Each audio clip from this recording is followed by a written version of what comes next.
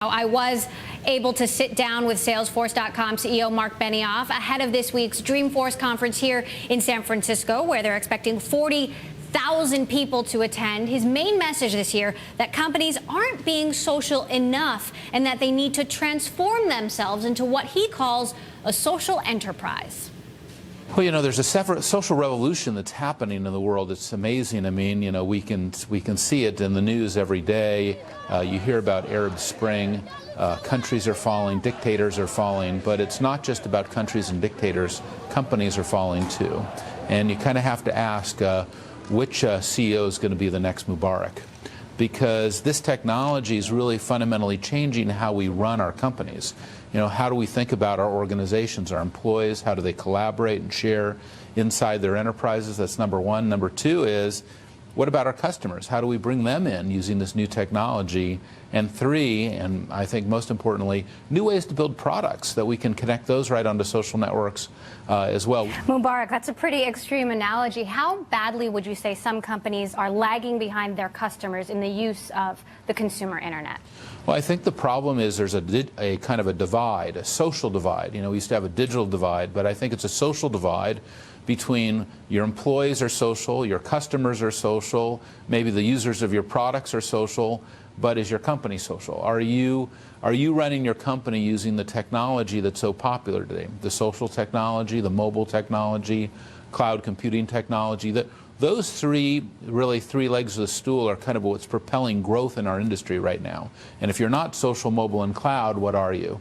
And I think that's what HP just went through. They just kind of went through HP Spring. Can any company really know everything that their customers are saying about them on Facebook or Twitter? Yes, you have to be paying attention to the issues, and you know, certainly product issues are easier than ever before to kind of stay in touch with. That's certainly very important, but it's much more than that. It's really developing that level of customer intimacy. And as the technology has changed, the customers are kind of over here, you know, and the question is, are you with your customer or are you over here? And just being, you know, ready to receive a phone call on your 800 number or ready to receive your email is not enough anymore. You have to become a social enterprise. That's the cure to the problem. Does everything that we tweet or post about become fodder for companies to consume, measure, or market to?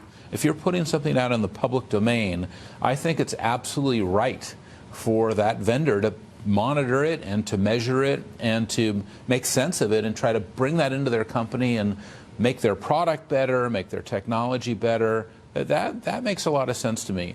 You just signed a big deal with Groupon, right? You're providing software for their salespeople. Are pre-IPO companies a new target market for you? Well, that's a great example where Groupon really is, you know, one of the fastest growing companies in the world ever. I mean, I think they had something like 22,000% increase in growth last year.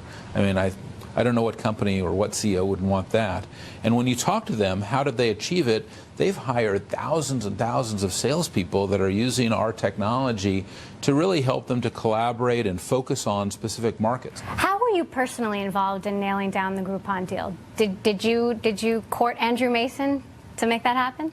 Well, that's actually a deal that I was very deeply involved in. I met Andrew for the first time at the World Economic Forum in Davos in January, and then I went out to Chicago a couple of times, and we really looked at putting together a complete architecture for Groupon that showed them how to do everything from securing a new customer relationship to writing their Groupon, to measuring the result, to managing their redemptions, all using this next generation social enterprise technology. We called our project Groupon Forever. Okay, let's talk a little bit about earnings. You had a great quarter, revenue up 38%. You've got 6,000 employees. You say you're going to keep hiring, giving bigger bonuses and commissions. How sustainable is that kind of growth?